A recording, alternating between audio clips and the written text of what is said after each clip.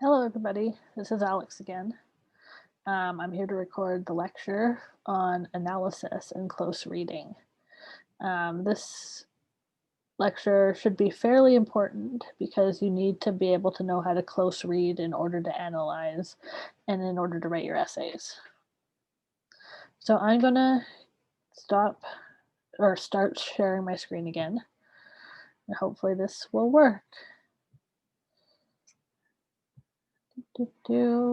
There we go. So analysis and close reading for week 2. So, close reading. Close reading is a skill used in English and other humanities classes. It is used to analyze passages from texts. So, whenever you need to analyze something, you will use close reading. So, this is going to be something that, if you're an English major, you're going to use throughout the rest of your career and possibly other types of um, um, places will also use close reading. So, how do you do it? That's the main thing. The best way is to go sentence by sentence and word by word and find the meaning and connotations of individual words and phrases. Then you apply that meaning to the greater whole. So, when I say connotations, I mean the sort of like extra sort of flavor of meaning that you get when you use different words, such as the word skinny versus emaciated. So when you're using the word skinny, it's sort of like, a neutral, okay term. Whereas if you're using the word emaciated, it means something like way too skinny, you're pretty much like starving to death type thing. So that they both mean the same thing, like, they both mean skinny, like thin, but, they have different connotations. So, we're gonna look at an example in order to break down, what it means.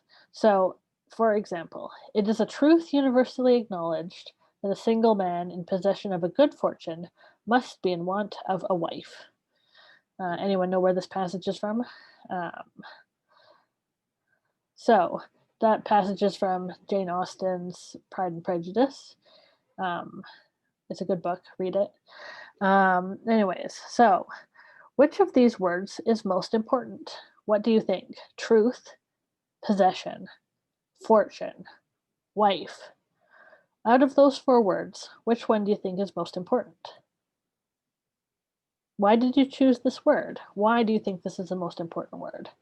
Keep in mind that everybody is going to choose a different word. Let's start with truth universally acknowledged. So, truth universally acknowledged. Remember, when you're breaking things down, you might come to one conclusion, but somebody else might come to a completely different one. So, first, let's go with truth. What does it mean? What concepts do you associate with it? Is it a positive word, such as does it have a positive connotation? Universally, what does this mean? What concepts do you associate with it? What is the base word? Acknowledged. What is an acknowledgement? Is this positive or negative? To what extent does this word indicate someone's belief in something? So, when you're looking at putting it all together, can you find contradictions in this phrase? What do you think it means? So, if you're looking at truth universally acknowledged, you might think that it means something that is universally true. When you're thinking of a universal truth, it means that everybody in the world thinks the same thing. Everybody in the universe thinks the same thing because the base word of universally is universe. Um, and acknowledged. Um, so it's generally acknowledged that this truth is true for everybody everywhere. So, if we continue to break down the example, it is a truth universally acknowledged that a single man in possession of a good fortune. So, let's go over this section. Single man. possession, good fortune. So single man, is that a positive or negative thing? Or is it neutral? Possession. Is this positive or negative? Is it good to be in possession of something? Does it have any negative connotations? Good fortune. Well, it has the word good in it, so I'm going to assume that this is a positive thing. So good fortune. So when you're thinking of good fortune, you're thinking rich, has money, maybe has good luck, that type of thing. And then must be in want of a wife. Must be. So must be is saying that it's absolutely true that somebody must be in want of a wife. And in want of means a few things. It can mean that somebody wants a wife, as in desires a wife, or in want of, it could be needs a wife, in want of. So it could mean two different things. And then a wife. So is that also positive or negative? So if we put it all together, it is a truth universally acknowledged that a single man in possession of a good fortune must be in want of a wife. So if you're looking at the first part, it is a truth universally acknowledged. This is saying this is true everywhere. A single man in possession of a good fortune, so a rich man, must be in want of a wife, must need or want a wife. Is this true? When you're thinking about this, you have to question um, what the context is, what who is saying it, why it's being said, and how it's being said. So this is being stated as a fact, like a straight up fact. It is a truth universally acknowledged. Um, and that the single man in possession of a good fortune must be in want of a wife. So every man, every single man who is rich, must want a wife. Is that true? So when you're thinking about it, you want to try to figure out whether or not you believe what is being said. Are you convinced? Why do you think Jane Austen opened her book with this line?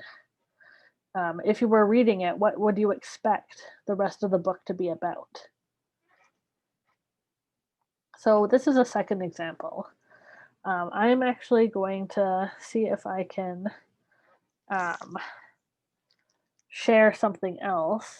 Let's see, I'm going to stop sharing and then I'm going to see if I can put it on my whiteboard. I'm going to see. Okay, yeah, I can. I can do it.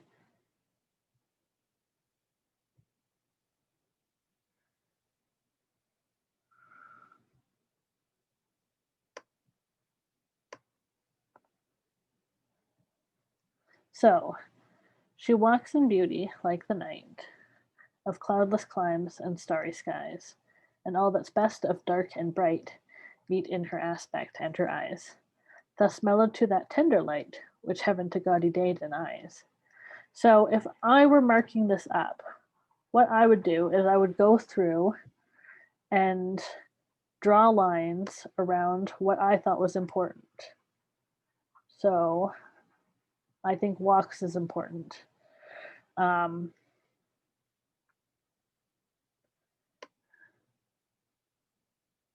best of dark and bright, dark slash bright. Meet in her aspect and her eyes. So thus mellowed to that tender light, which heaven to gaudy day denies. So then I would start making notes. So if I was making notes on this, I would say this is, can I actually do this without messing up? Active, that's what I'm trying to write. Active. So I think that the verb walks is active versus passive.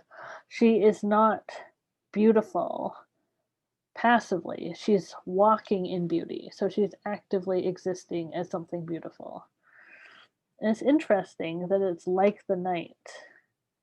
Because when you're thinking of something like night, what are you thinking of? Do you have positive or negative connotations to the word night? So it's dark. Can I write it? See, this is what I would do if I was actually looking at this poem, writing things down. Of cloudless climes and starry skies. So this is like nature stuff.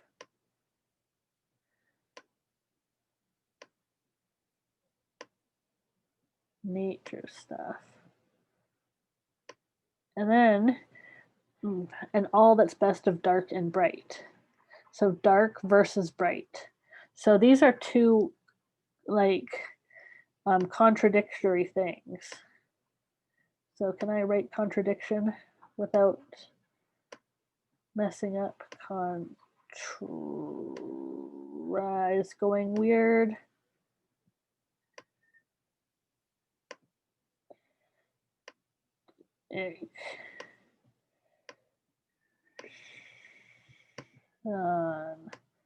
Contradiction.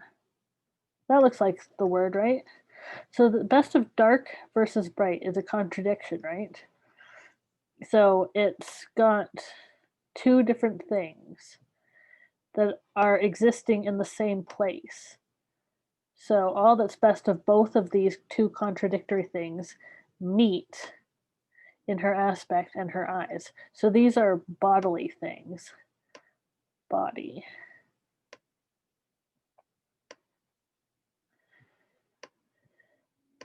Thus mellowed to that tender light, which heaven to gaudy day denies.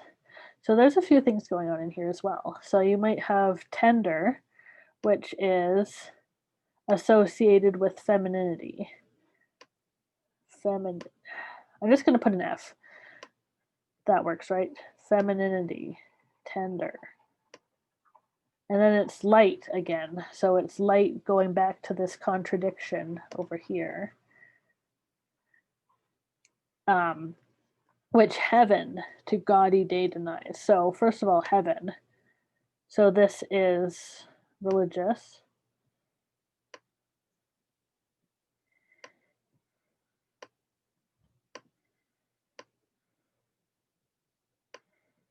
Religious. So when you're looking at heaven, in the very least, it has connotations of being religious. And then gaudy.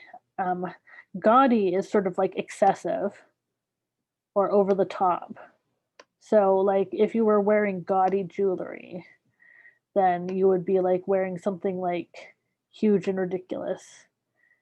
And people would say that's gaudy jewelry. So, what is going on here is that this sentence is saying that the full light of day is excessively light, I'm guessing. So then you go back to this contradiction up here. Contradiction, and say, okay, so why is this beautiful? Dark and bright is beautiful together. This isn't the whole poem. If I wanted to go over the whole poem, it would take all day. But this is some of the things that you can see from just this stanza. This one stanza of poetry. So it's pretty, I think it's pretty interesting. So I'm going to hopefully, I should save this actually. I'm going to save it. And I'm going to put it in somewhere for you guys to look at. I'm going to stop sharing the screen again, and I'm going to reshare this screen. So she walks in beauty like the night. So that's what we were just looking at. Now, practice. Now, what we have to look at are two close readings. Let's take a look at an excerpt from the Yellow Wallpaper. Underline and circle different words or phrases that you find important or have questions about. You can also add your own notes in the margins. So I'm going to put the yellow wallpaper, an excerpt from that, in the files so that you can find it. And if you want, you can practice by going over it. If not, that's okay. It's not an assignment, it's just practice for you if you require practice. Okay, I'm gonna once again stop sharing if I can find my thing. Um, so yeah, that's analysis. We're going to go over some practice analysis more in class. So get yourself ready for class. It's going to be fun. So have a good weekend. I'll see you on Monday.